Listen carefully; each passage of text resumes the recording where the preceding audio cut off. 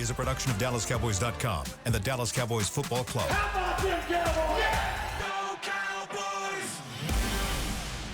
This is Cowboys Storyline, presented by Gillette, the official shave of the Dallas Cowboys. Here's Nick Eatman. What's up? Welcome to Cowboys Storyline presented by Gillette. I am Nick Eatman. Thursday, September 25th.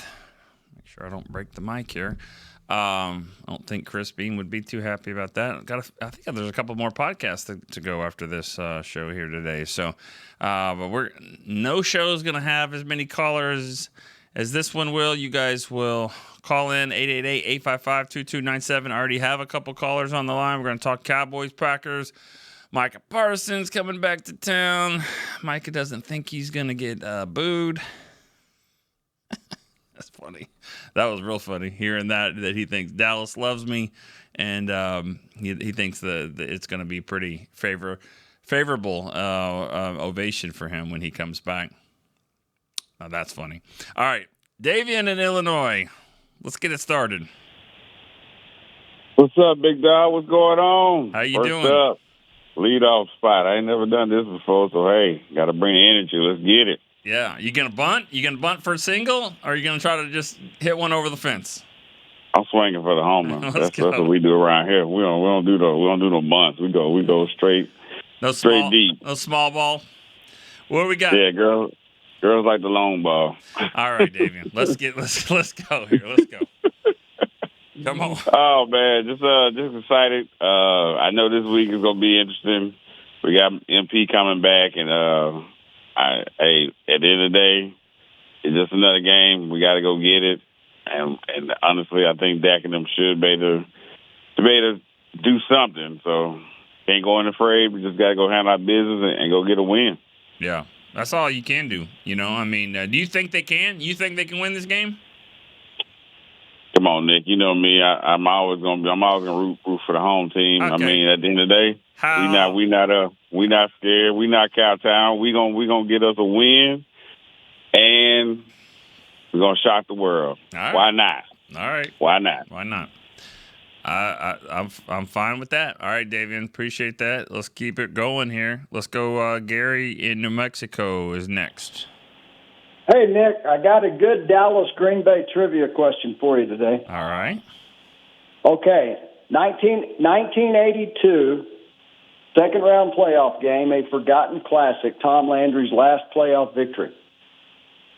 Okay. Name the Cowboy running back who scored the final touchdown of his career to seal that game. Final touchdown of his career? Yes, he scored the final touchdown of his career to seal that game for Dallas. That's a good one. Let's see. Wouldn't be Newhouse. No, it's Robert Newhouse. That's his last touchdown of his career? Last touchdown of his career. Ron Springs was injured that game, so Newhouse had to start. And Newhouse scored the final touchdown to make it 37-26 and send Dallas back to the NFC Championship again. All right. And that was the last touchdown of his. I had to double check it, but that was the last touchdown of Newhouse's career. So there's the trivia question. So here's my question about this year's team, which I'm not really concerned they're going to be in a second-round playoff game yet. But I got a question about the defense. And I know the defense has a lot of issues with injuries, and Mike is not there and all of that stuff.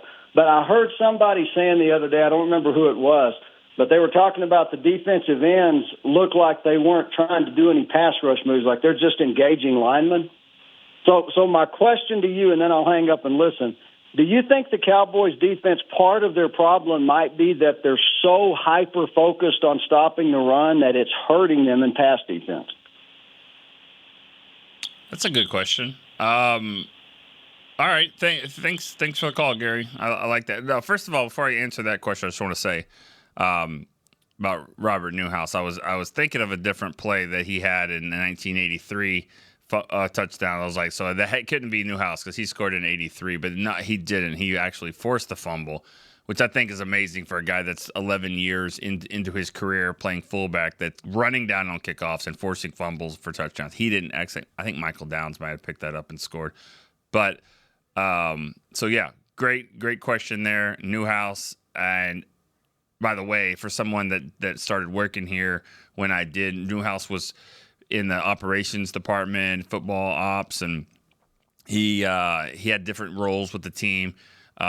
He's passed away, but I'll tell you what, one of the nicest human beings I've ever met. And he was really good to me when I first started working here.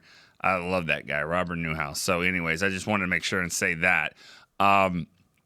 As for the question, yeah, I mean, that's very possible that you could be focused on just stopping the run so much that you are giving up some of the pass plays. Or it also could be right now that's what's there, and when it's all about matchups. So you look at matchups and you're like, all right, where can we exploit this team? And that's kind of where it was. And the first game of the season, Jalen Hurts, I mean, they did it differently. And that's what the Eagles can do because they do have a lot more weapons, so they can kind of take what you give them, and then they're like, all right, we'll do this. You're going to give us Goddard, we'll take Goddard. Or are you going to let me run here? Jalen Hurts, he'll run.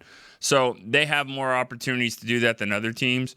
But I think there's something to be said for the fact that the Cowboys do have they're doing a nice job. They're trying to stop the run, but also teams aren't having to do it. So it's still, while it's 3 games and that's a decent amount of sample size, I still think it's a little early to find out exactly what the trends are. Let's wait a little bit. But I mean, right now it's bad. There's no doubt about it. It's been bad every way. But you're trying to figure out why is it bad, and we'll get there. I want to see Bland come back this week. I would love for Bland and Diggs to actually play together at the same time. I mean, that would be fun. It seems like every time one of them gets back, the other one gets hurt. So, and Diggs didn't practice yesterday. Let's see if he plays in this game. All right, Chris, Saratoga Springs, New York. Hey, Nick. Just want to piggyback on your last comment about wanting to see Bland and Diggs on the field at the same time. I think if we can get both of those guys on the field, it's going to make a huge difference defensively. I do have a question for you. As far as our linebacker core, I watched a little bit of the film, and the guy we got from Tennessee, Murray, he's not hitting the holes like I think he should. Do you think Shamir James is going to get a little bit more playing time, and maybe Leofau? Is that maybe part of the shakeup that Schottenheimer was talking about as far as possible personnel changes? Because I think our linebackers have to play better, obviously, in order for us to be successful. Yeah, what I was told about Shamar James is that if it's definitely 3rd and 10, 3rd and 12, and there's going to be a pass, James is great to have out there. He's got great hands too. He gets a lot of interceptions, and he's good at pass coverage. Against the run, he's not quite there yet, and so that's part of the problem. I think that's James and Leofau. I think would be better on 3rd and 12, and I think Sanborn and Murray are probably better on 3rd and 5, 3rd and 4. Doesn't always work that way. You can't just pick, like, all right, this is going to be run. This is my pass defense linebackers. These are my run defense linebackers. And even at that, like you just said, and you're not wrong, Murray and Sanborn haven't let the world on fire in that standpoint, from stopping the run either. So James would. I don't know if he's ready. I mean, at this point, kind of want to see it. It's kind of like Jaden Blue. It's like let's see it here. But the real linebacker that they're waiting to come back is obviously Overshown. That's the one that he's a difference maker, and they certainly want to see him come back when he's healthy for sure. All right, 888-855-2297 is the number to call. Chris, our lines are open right now, I believe. Sebastian, Savannah. All right, Sebastian. Hey, good morning, Mr. Eatman. How you doing?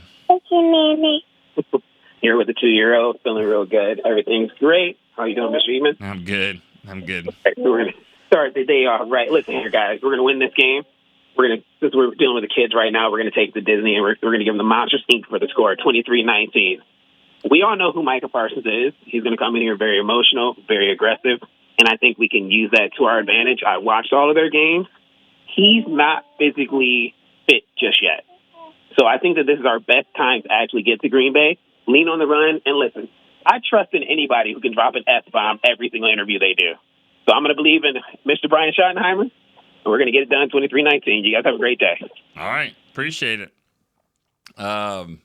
He's kind of the overcusser a little bit. And it's, you know who the best was? The best coach cusser, if that's even a thing, of all time is Dan Quinn. Dan Quinn, like, because the way he would just have these conversations with the media, and he would be talking, and you wouldn't even expect it, and then all of a sudden just drop something in, and you're like, did you just say that? And Schottenheimer's not as discreet about it, but you still don't expect it. You don't think it's coming, and then all of a sudden, boom. I like it though. It's fine. It's real. It's the way people talk. It's the way he talks. It's real. He doesn't change much. He really doesn't. And that's one thing I've heard about him is that he hasn't changed really at all of who he is and what he's about. His schedule has changed. And the amount of emails I'm sure he gets here and the amount of requests and, all that definitely changed. But, I mean, he hasn't really changed, and that's kind of who he is. And I think the players appreciate that. But at the same time, we talk about this all offseason. He's winning the offseason. Okay, great. Wait till he gets to the season. And does this culture change and all that, which you can't change culture in, a few months. I mean, it's going to have to change here over some time, and he's got to have the time to do that. But none of that really matters if you don't win. Nobody cares. You guys don't care if the culture has changed, if they shoot baskets in the team meeting room and compete every day, and they do all these cool things, and they have all kinds of music playing throughout practice now that they really didn't before. Then no one cares if you're not going to go win the game. So that he knows that too. That's the thing. He definitely knows that. So the culture change is fine and all the rah stuff that they do, but you got to go out and block Micah Parsons. And you got to block the other guy, Rashawn Gary, and you got to block these guys up front and move the ball and figure it out. CD, that's a pretty big loss. Figure it out one way or another. Robbie in Cocoa Beach, Florida is next. What's up, Nick? How's your day going? Good. How are you? Very well. Good. Can we just talk some what ifs? Sure. Okay, so mind you, I'm going to caveat by saying I don't think it'll happen. But what happens if we just go and beat these Packers? We're 2-2. Does that change the whole season? Does that change the whole outlook on the team? We had some bumps in the road. We lost to the dang Bears and we lost to the Giants, or lost to the Eagles, excuse me. We almost lost to the Giants. And then, all right, maybe we right the ship. Does that change the feeling in the locker room and the players play better? I guess that's the question. Do the players play better after one game? Is it really that much momentum and stuff? Mm-mm. And I'll take it off there and listen to the rest of it. All right, thanks. I think again, this is not trying to be simplistic. This is not trying to be cute. If they go and beat the Packers, then that means that they're 2-2. That's all that it means. It doesn't mean anything else, because that doesn't mean that they're going to go and now beat the Jets in the next week, or beat the Panthers, or beat both of them. It doesn't mean that. I don't know if I believe in that week to week momentum as much. I mean, I've just seen it happen both ways. There's been times where I do think there's been a tough loss, and they maybe a moral victory, and then after that they win 4 or 5 in a row. You could say, hey, that game maybe helped them, but I've seen a lot of times where they've had a really awesome win, and the next week was like one of the worst losses ever. So the reason why I disagree with you there, or not, you're not even saying that, you're just asking the question, but I don't know if I buy into it, because let's say they do. Let's say they go beat the Packers this week. One of the biggest stories in sports. It'll be a huge, huge win. Wow. Can you believe that? They could go and play the Jets the next week, and it could be the opposite, because think about what that would mean if they did beat the Packers. How opposite would that have been from going and getting beat by a average Bears team at best? They're probably not going to be a very good team this year, I don't think. And you just got steamrolled by them and Caleb Williams. And then you turn back the next week and beat without CeeDee Lamb, and you go beat the Packers. Like that right there would just show you that it's week to week, every week. You can't take anything for granted. I think what it would show is that this could be a good football team. That's why what it could show is, you know what, if you're not going to have your best player on offense in CeeDee Lamb and still find a way to go win this game with all the emotions and all the attention here and go win it, then the sky's the limit of what you can do during the season. So that would probably be what you would want there. All right, let's go to Dave in California is next. Mr. Eatman, how are you, buddy? This is the first time I've gotten through to you guys, so it's pretty cool. I appreciate it. Here we go. Here we go. Here we go. Well, like so Dave, here we go. So I totally Dave, hold on. Go ahead. Pretty big state. It's a pretty big state there. I mean, where are we coming from here in California? All right, I'm in the Central Valley, so I'm actually in Denair, California, which is right out. It's a really small little town, rural of Turlock, California. So I'm in the sticks, but I'm a true cowboy. Okay. To be honest. All right, I'm glad you're getting through here. Yeah, I appreciate it. Well, check this out. The crazy part is I'm actually going to the game this weekend. So we're having a big tailgate party out there with a bunch of Cowboy fans. Nice. I don't know if you follow some of obviously the Cowboy Storyline guys, and there's a bunch of guys that are from the Twitter world that are going to be doing a big old tailgate out there. So if anybody's going out there, we'll be on lot 10. I believe that's where everybody's going to be. So come on out. Cool. But anyways, real quick, I totally agree with you on the week-to-week thing. Here's my thing with the Cowboys. I don't know why anybody sets expectations on this team until like after Thanksgiving. I think Bill Parcells used to say it best, right? Right. We are what we are after Thanksgiving. So, I mean, yeah, is the defense concerning? 100%. But I rewatched the game last night. I was watching all 22, and there's some plays where, I mean, I know it's going to sound crazy, and don't get me wrong, I'm not sitting here trying to defend the defense because it was really, really bad. Our secondary play, in some cases, is really bad. But there is some times when you're like, man, they play that very, very well. So it's not like, I know it seems like we're really far off, but I don't know that we're necessarily that far off. I keep saying it. I'm going to give them till 2 to 3 more weeks, and we'll see where we're at. If somehow I'm not expecting them to win this week, obviously I'm not dumb. Green Bay's got a pretty good football team. Right. What I am expecting them to do this week is hopefully compete and make it a close game. And if you can do that, anything can happen. Let me put it this way: if we have a shot at the end of the game with our kicker, I'm going to be happy. You know what I mean? I'm not setting any expectations. And the reason why, if we do compete this week, then we have the Jets and I think Carolina, if I remember correctly, and then Denver. If we can get out of this game with a close game 1-3, and then we can pull off maybe 3 wins in a row, I'm not completely, definitely not out of it. I think everything is still within reach.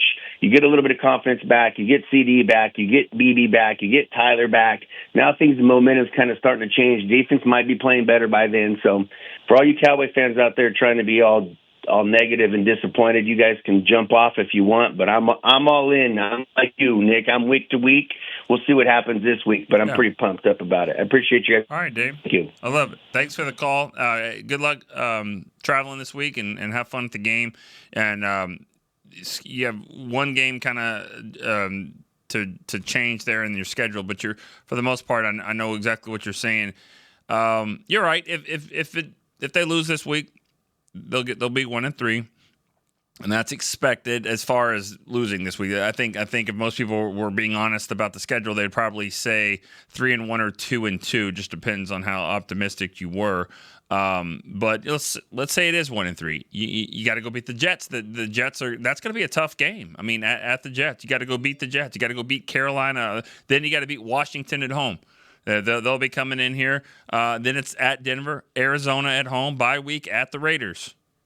I mean, you've got to win. I mean, yes, it's all on the table. But as I'm just writing down the numbers of the points allowed, you're averaging 30 points allowed a game.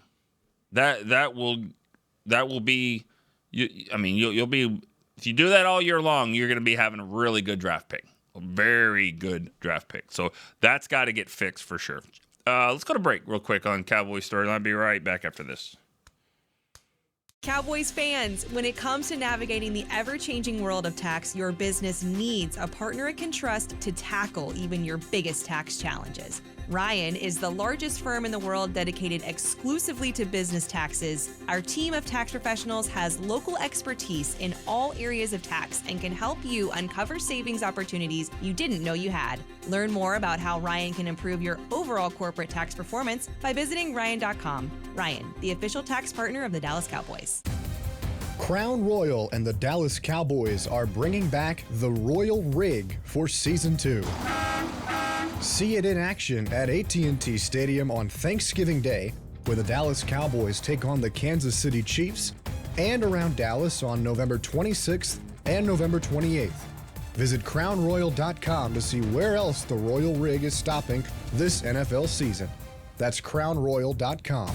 Please drink responsibly. Altec Lansing has been perfecting sound since 1927, bringing you decades of audio excellence to elevate your Dallas Cowboys tailgate ritual. Equip your next pregame with the Sound Rover 180 with 6 hours of playtime, built-in microphone, multicolor light modes, and a rugged exterior that's built to last. Visit alteclansing.com/Cowboys15 for 15% off your Sound Rover 180. That's ALTECLANSING.com/Cowboys15 for 15% off. Altec Lansing, official audio partner of the Dallas Cowboys. Back to Cowboys Storyline, presented by Gillette, the official shave of the Dallas Cowboys.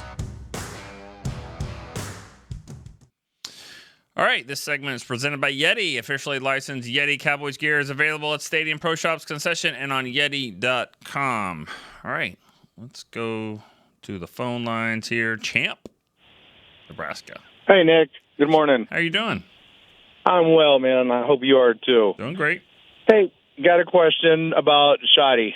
So I'm a Shoddy fan. I really liked him since I've heard him talk. I really like him. I'm rooting for him. Yeah. But in the game last week, and I hate to keep beating a dead horse, but, man, Javonte was tearing it up in that first quarter. Even though he had the fumble, he came back out, and he was pissed. Yeah, he was. He was running hard. I believe at the end of the first quarter, I checked, and he had 7 carries for 60 yards.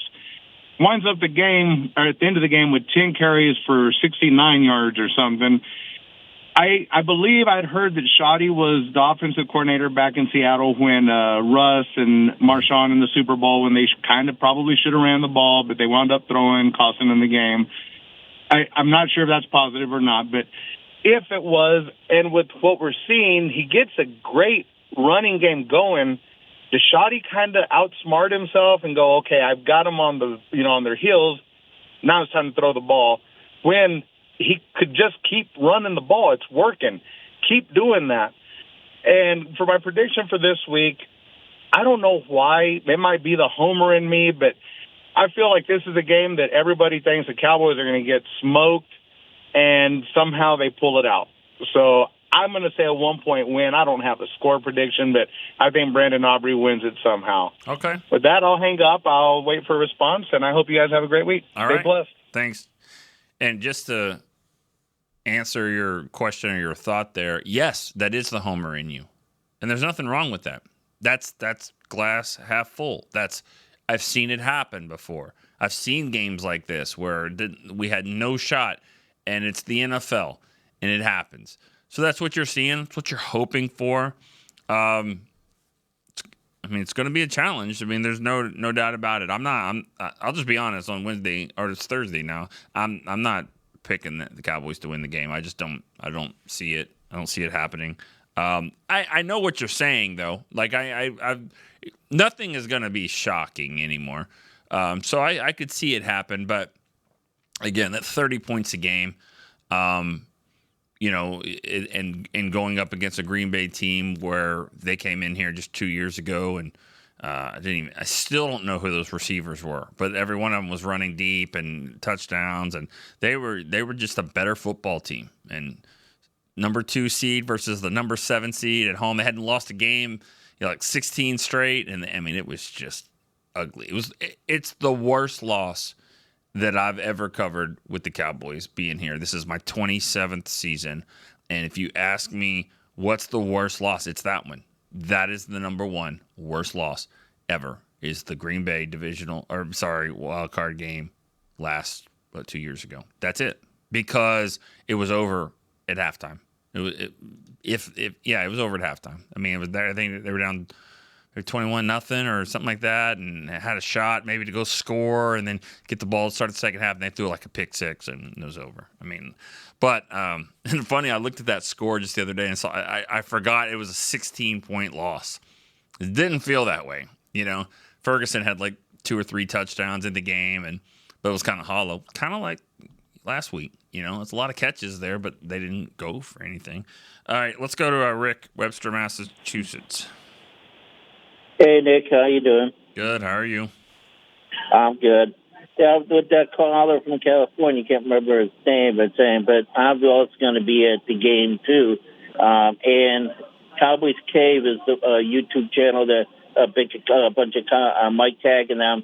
And this is their 3rd year doing it, so I'm going to be at the Cave tent to just look for Cowboys Cave. But my question thing is, I agree with the last caller. Like, you know, at any given Sunday, you never know what's going to happen, so we have nothing to lose. Just go out there, just make some changes, see like this, how things go. And we might pull a limb. My head says no, but, you know, we'll see how it goes from there. So I'm going to probably say Green Bay 27, Cowboys 21. Okay. Thanks, Rick. You know, got nothing to lose, that kind of stuff. Well, the only thing I'll disagree with you there is you have a defensive end on the other side that's looking for blood. And where is he going? He's going to your quarterback. That's where he's going to try to go. Every single time, every single snap, it doesn't matter. He's trying to go for the quarterback. And that's scary, you know, just because he's a really good player. And he even said this week, it's going to be painful, blah, blah, blah. Dak's my guy. Yeah, right. He's trying to hurt Dak. He's trying to make a statement. That's how you make a statement. So that's the only thing that's, you know, there's more to it than losing a game. I mean, we saw that. They lost the game last week, lost their best offensive weapon because, you know, he got tackled probably in a place that he shouldn't be. And you know, it's my stance on the running back and I've said it a little bit this week, but like CD being a running back, you know, it was kind of like the way it was with me with starters playing in the preseason. You know, I'm fine with it. Sure, it's great until I see something bad happen, and I'm like, well, wait, was that worth it? Was it really worth playing Romo in the preseason like this and him getting hurt and also Romo running? You know, I'm thinking about that game against Seattle. He didn't have to run. You just throw it away. But you're asking football players to play football. Same thing with CD. I was fine with it, but then you see that and you're like, it's not really worth it. So it's kind of the way I am about like star players returning kicks and punts. You know, because that's where a lot of injuries kind of happen. So, you know, I could change my mind on it. It's like you see something, it's like, well, this is why you don't do it. And then when it happens to you, you're like, yeah, screw that. Don't do that again. All right. Ime in Napa, California is next. Ime. Hey, good morning, Nick. How are you today? Good. How are you? I'm great. Thanks for asking. Hey, so yeah, I'm with you, man. I don't feel like you know, now with some of the injuries and stuff, Tyler Booker and CD, like, feel a lot more like the cards are stacked against us, probably from week to week. I mean, it was kind of that way with just how the schedule was anyways. It's like the toughest schedule, you know, in the league. But anyways, I feel like, you know, as Cowboys fans and, you know, coaches, everybody involved with the teams, just like now you just look for ways to, you know, to win. You know, it's I mean, I think you're already doing that, but I mean now, so just even more. So you just like look at different ways of kind of like attacking other teams defensively and offensively. And for me, like if Wilson is going to keep on playing, like I've always just felt like he's best, you know, within 5 yards of the line of scrimmage. Like, you know, he brings that Roy Williams mentality where he just wants to hit something and crush it. And that's typically not happening on the back end. So bring him up closer to the line of scrimmage. You know, one of the other callers brought up the linebackers and stuff. And you know, this stuff was talked about yesterday just as far as like running the ball versus throwing the ball, and why run it when you can throw it and stuff like that. But yeah, I think the linebackers, like, even though they're doing well against the run, like, Murray does seem like he hits the wrong hole sometimes. Sanborn doesn't seem like he's making tackles at the line of scrimmage. It's more like 3, 4, 5 yards back. I think the linebackers need to get a little deeper in their drops for helping, in pass coverage and just different things like that. I'd just like to have to, we've seen 3 weeks of what we got. Now it's like, let's influx some new players.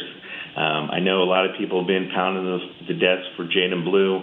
I'm one with that too. Just whether you're saving Turpin to get more receiving plays and putting them back there to return kicks or something like that. But even if you just scheme up a couple plays where it's like he's gonna bleed out on a screen, he's gonna run some kind of swing route. We're just gonna do a pitch to him to run on the outside. Just if you're scared to keep him in to block, then just scheme up things for him to do specific things. 4 or 5 plays, I think you just got to introduce some juice into the game. And more than anything, I hope they line up Spanford on Micah's side every play and just run it at him every play. 2-3 yards, run it at him every play. Yeah. That's not the worst idea. Thanks, I mean, for the call. It's not the worst idea because, if you were going to go into a bar fight, Spanford and Hoffman, those two I think have probably been in one before. Spanford, he's not afraid to stir it up. And actually, Lunda Wells, his tight end coach, said that. Like, there's been some times at practice where he was like, you know what? Defense is kicking our ass. Like, let's go stir it up a little bit. Spanford, I mean, that's the guy. And so, yeah, I mean, let's see some of that. I mean, basically what you're saying is you want to be able to control. And he's going to have to block him. I mean, they're going to have double teams. They're going to have some help there. You got to mix it up. As for the Jaden Blue thing, I mean, I don't know if the Cowboys would put a guy that's been inactive, try to find a way to make him active if it's only for a few plays here. I mean, he's got it. You got to be able to play 20-25, and then that's special teams and stuff too. So he's got to get to that number before you justify putting him in the game. But I mean, I'm with you. I mean, I'd like to see him out there. I definitely would like to see him back there with Turpin on kick returns. I mean, kick it to one or the other, that's fine. But I know I got some juice. I got some speed hitting the hole. I mean, when they kick it to Sanders, it's like two things are bad there. Number one, I don't think you've got your best returner at all, and you don't have your dynamic playmaking return. Number two, I've got Turpin leading the way blocking. I don't like that either. I think I'd rather just sit over here. Like it'll just be 1-1. The kicker's not doing anything. Turpin, you don't do anything. And then it's just, 10 versus 10? Because Turpin leading the way to block, no, I don't like that either. So either get the ball to Turpin, and I'm kind of fine with it if it's just just the one guy back there. He's got to do some running to go get the ball if they kick it to the side. But I like my chances with him doing that. All right, let's go to a break one more time on Cowboys Storyline. Be right back after this. All right, Cowboys fans, this one's for you. Gillette's Best Shave has a new look this season, and they've got one that sticked out in Cowboys colors just for us. We're going to want to run, not walk to this one, y'all. The new Gillette Labs official Dallas Cowboys licensed razor isn't just Gillette's best shave. With 50% longer lasting blades than Fusion, it's the best a Cowboys fan can get. Get it while you can at Gillette.com/NFL. Gillette's Best Shave is also available as heated. Discover Aiden, the official luggage partner of the Dallas Cowboys and Dallas Cowboys cheerleaders. Known for top-tier engineering and craftsmanship, Aiden offers more than just bags. Originating from Australia and designed in New York, it merges fashion, design, and culture. Used by Dallas Cowboys players, staff, and the entire organization, Aiden provides style and functionality for all travelers. Visit AidenTheBrand.com and use code AidenXCowboys for 25% off your purchase. Travel like your favorite stars with Aiden. Back to Cowboys Storyline, presented by Gillette, the official shave of the Dallas Cowboys. Dallas Cowboys United, presented by Globe Life, is exclusively in the Dallas Cowboys app. Join the official fan club today. Download the app now to join. All right. Back here on Cowboys Storyline, Irene, Falls Church, Virginia. Irene. Hey, good morning. How you doing? Good. How are you? You got the spaces Good, tonight? We do have the spaces tonight. Yep, 8 Eastern, so 7 Central. Is it going to be feisty? I imagine so. Who's the feistiest one in that group? Oh, it's Jeremy. Jeremy is the feistiest guy in the group. He's so funny. Jeremy from Salt Lake? Salt Lake. Okay. Yeah. All yeah, right. for sure. And Travis. Travis will definitely get in there too. But all right. I know, Rob, I feel like is more mellow on there because people gang up on him a little, but he's still Rob. Like, I'm not going to say he's not Rob, but yeah, it's just a little bit more. You know, I've been on there a couple times. I've been on there a couple times, and you're right. It's surprising some of the people that call the show and they kind of have a different demeanor, and then you hear them on there. It's a little laid back, and they're little, maybe they got a few pops or something going on, and it's like, wow, like this is a different type show. It's fun. It's good. All right. Yep. So actually so it's funny you mentioned that because there's somebody in the group who, with this whole tribute video thing, he was like, I think we should actually do a tribute video and be so emotional so that we get into his head, which I think is hilarious. However, I don't think that most fans could deal with that, and they would probably boo in the stadium. No, you're kind of like expecting him to have feelings like that. Like, no. I mean, right. No. Yeah, it doesn't sound like that's real. Different guy.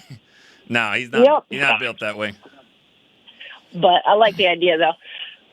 Anyway, so my dream scenario going into the game was that, Javonte would truck Micah with one of those power runs. But now I still want that, no doubt. But after the comments, I would love a Dak Stiffar breaking out, converting a 3rd and 12 or something with his legs. That'd be awesome. And I know, I don't know what the key to this game is besides our defense playing better. For them, they did give up pressure last week, but of course, I don't think we have, Myles Garrett, Mason Graham. I know he's a rookie, but still. And then even our boy Malik Collins got in there.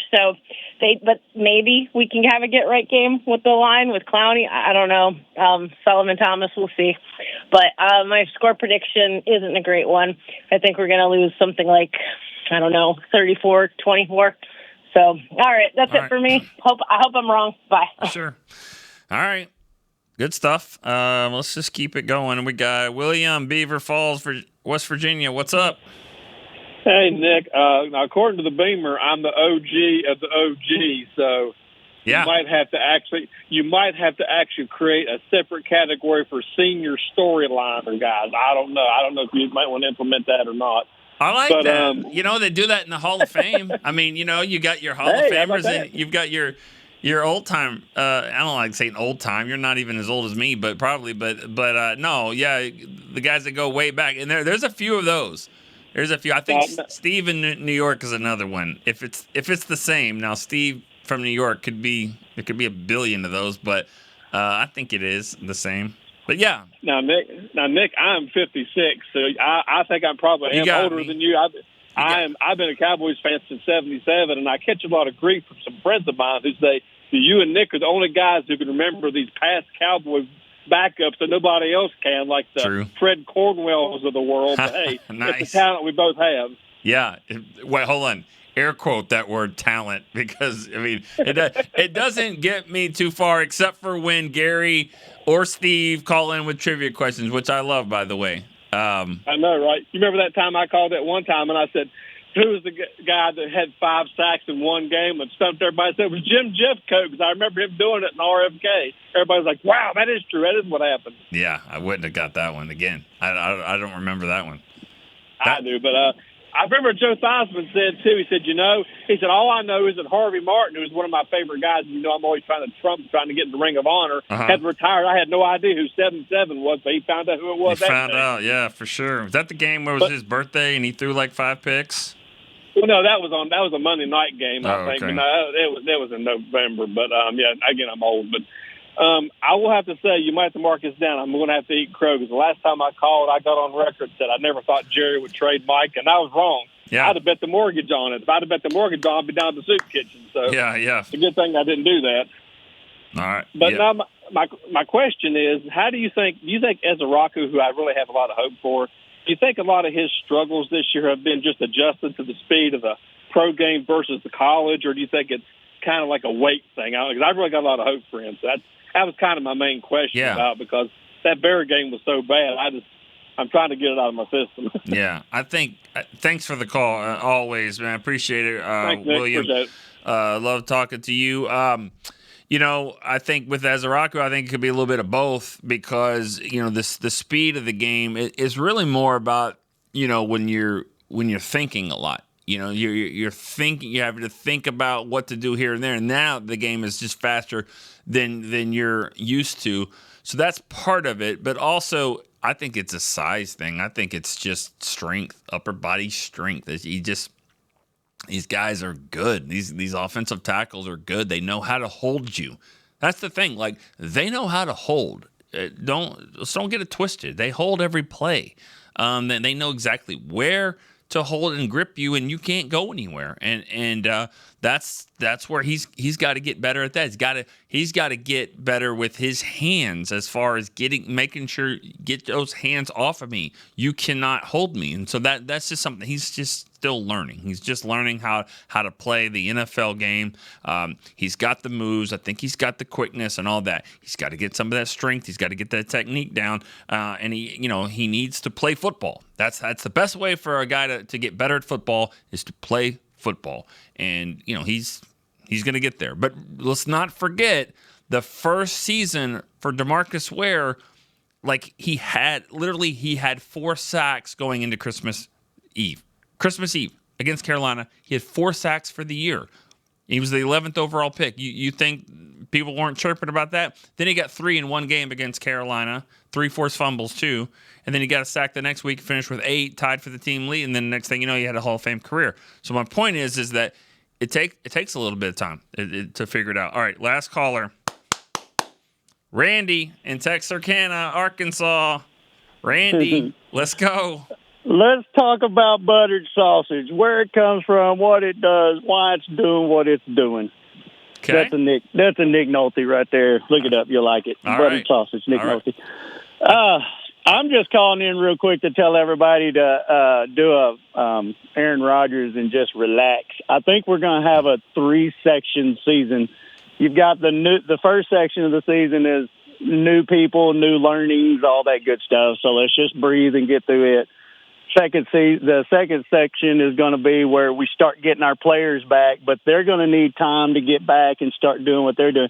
I don't think we're going to see our real team toward the end, and I just hope it's not too late by the end, as long as everybody stays healthy. But that's all I had. Just tell everybody to breathe. I mean, there's more serious things in the world than going off the edge over the Cowboys falling off, and so let's just try to breathe and relax and enjoy the sport for what it is. And then I have one question for you, and I'll make it quick so you can get off here. Why is a flea flicker called a flea flicker? They get the name from a flea jumping off of one dog, and then it jumps from that dog back to the original dog. I don't know. I would think you would have a better understanding of that than I do, but I don't know. But can I piss you off real quick? No. Go ahead. Well, I know this is going to piss you off, but Okay. I think it's more important for everybody. Gotcha. How you doing? I'm doing great. I've got my last surgery is this Tuesday coming up. I get the port taken out of my chest, and then it's just a matter of a few weeks of relaxing and resting, and I should be back to work by the end of October. They've got me scheduled for October the 20th, heading back to work. So hopefully my life is about to get back to normal. Awesome, man. Yeah. That's great news for sure. And I know you hate when we talk. There we go. There we go. There we go. Yeah, that's worth Thank it. Here you. we go for sure. No, I know you don't like talking about that, but I know a lot of people would love to have updates and things like that, and you just want things to be normal again, which is great, and hopefully we'll get there. But that's great when you call in. I'd kick myself if I didn't ask you how you're doing, especially for everyone to be able to hear that. And I understand that, and I really do, and I appreciate you asking. I just didn't want to wear thin on the callers, like, oh God, here's Randy again talking about the same thing. That's all I was trying to avoid, Hey, Randy. Yes. From what it sounds like, your quote that you said from Nick Nolte, that's actually Gary Bussey. Yeah. Oh no. Busey. Gary Busey. Oh, Bussey. No doubt. I thought that was Nick Nolte. Oh, no. Okay. Sorry, buddy. Still good though. That's from Josh, our movie guy in the back. Oh yeah. Josh could be. Josh could be wrong. Y'all better double check that. Josh could be wrong. Yeah. I mean, I'm gonna go. Go Google. I'm not wrong. I'm going with Josh on this one. All right, Randy. All right. All right, guys. Love y'all. Y'all have a good one. All right, appreciate it. Yeah. All right, bye. Hey, great to hear from you. If it comes down to Cowboys trivia from like the 80s and 90s versus Josh in movie trivia, I don't know. Like that'd be a tough one. I would have a hard time winning that battle there. That's okay. But great quote, great call, and great show for everyone. You guys, good stuff. 12 callers. Got the optimism. We know it's going to be a tough one. There's no doubt about it. But we'll talk about it again tomorrow. We'll get more predictions and kind of see how the Cowboys can beat Micah Parsons and the Packers. All right, for Chris Beam and Josh Rodriguez back there as well. I'm Nick Eatman. See you tomorrow. Cowboy Storyline. This has been a production of DallasCowboys.com and the Dallas Cowboys Football Club. How about this, Cowboys? Yeah!